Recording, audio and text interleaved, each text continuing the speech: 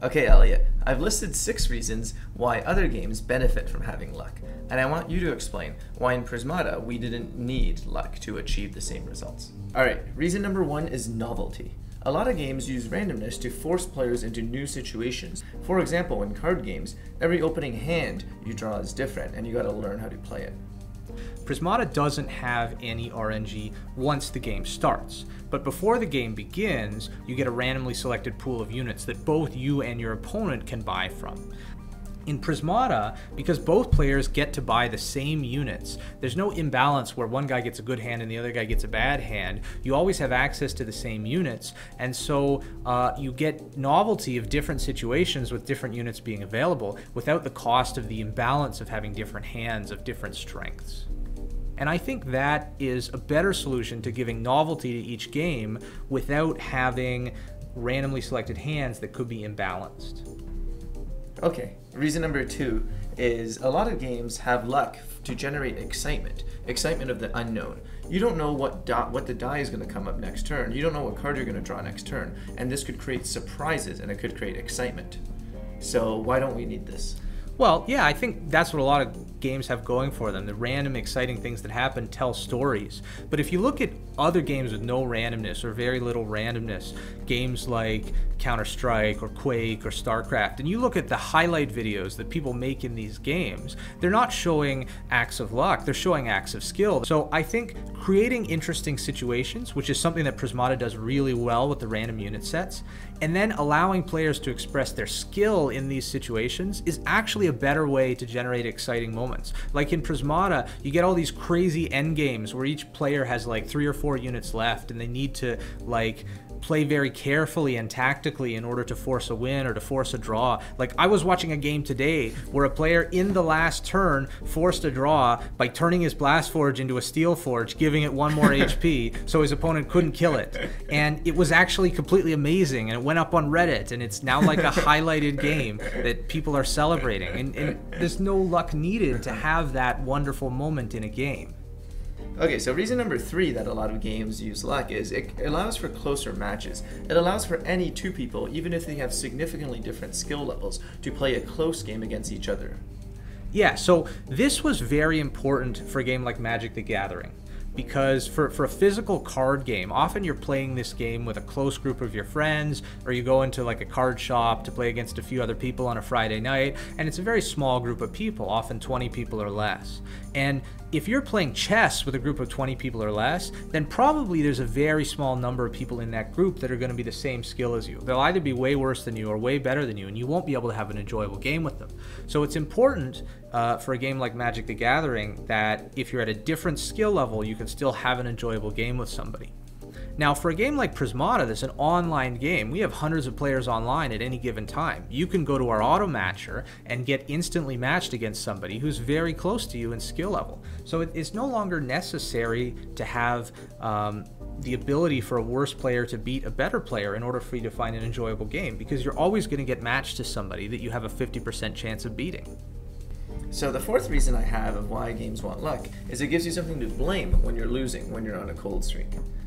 Yeah, and this is true in a lot of games of luck. It's true in games like poker, which is why people who continually lose money at poker just keep playing. It's because they're misled into thinking, oh, I'm not bad at poker, I'm just getting unlucky. And sure, maybe if you're a game designer trying to really manipulate player psychology, then this can somehow be a good thing. But as a player of games, both with and without luck, I find that games with a lot of luck, they sometimes are very hard to improve at, because you can make a bad decision and get rewarded for it. Or you can make a good decision and then lose because your opponent like had a lucky draw or something lucky happened that you couldn't have predicted. And so in a game like Prismata that's purely skill-based, you can take your losses and you can go and analyze them in the replayer, and you can see, well, I lost because on this turn I made this decision and maybe that didn't work out so well. And the other point that's important is in Prismata, when you win, it's literally just because you exhibited skill and won. You can't blame your loss on luck. So when you win, you actually feel so much better than if you just got lucky and won, because it's your own skill that's generating that win. Okay, so the next one, the 5th one, is games want to have luck because of comebacks. Luck allows for the player who's behind to suddenly draw the perfect card and come back. And you know, this feels good because players can have that glimmer of hope that they can always hold on to even if they're losing. Yeah, so actually when we were originally designing Prismata, this was like a complaint that we got from some players. They would be like, oh, I fall behind and I just can't get back into the game. And what do we do? Well, we didn't add comeback mechanisms. Actually what we did is we made it so that once you're losing, you lose even faster. And so there's an explanation. The explanation is we talked to a lot of players of different games, and we found that what they hated, they didn't hate, you know, not having an ability to come back. They just hated being behind and being forced to play on. And in a lot of games, especially like MOBAs or, you know, League of Legends, stuff like that, you can be so far behind that you literally have like a 1% chance of winning. But the game still plays on for another 20 minutes because your opponent's playing really conservatively and they need to slowly overtake you. And so you're just sitting there hoping that they make a mistake or that you can land enough lucky shots that you can somehow get back into the game. But really, for all intents and purposes, you're dead and you're screwed.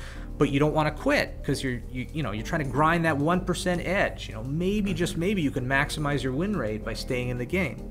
And so in Prismata, you don't need to do that. If you are getting completely owned in Prismata, you can just resign and go on to the next game. And often in games of Prismata, there's a decisive moment where one player or the other will like breach really hard or get off a huge shot and completely decimate the opponent's economy or something like that. And you'll realize that, oh, I'm just so far behind I can't come back. No matter how badly my opponent screws up, I'm just gonna resign, it's over. And a lot of games like RTS games like StarCraft have this, where one player will completely mow down the other player's army, and you don't sit there waiting for them to destroy your buildings. You GG, you get out of the game, you go on to the next one. And I think that's a feature rather than a bug, to not have the ability to come back in situations where you have just a tiny little glimmer of hope in winning. I think it makes games less fun, and so we try to avoid that.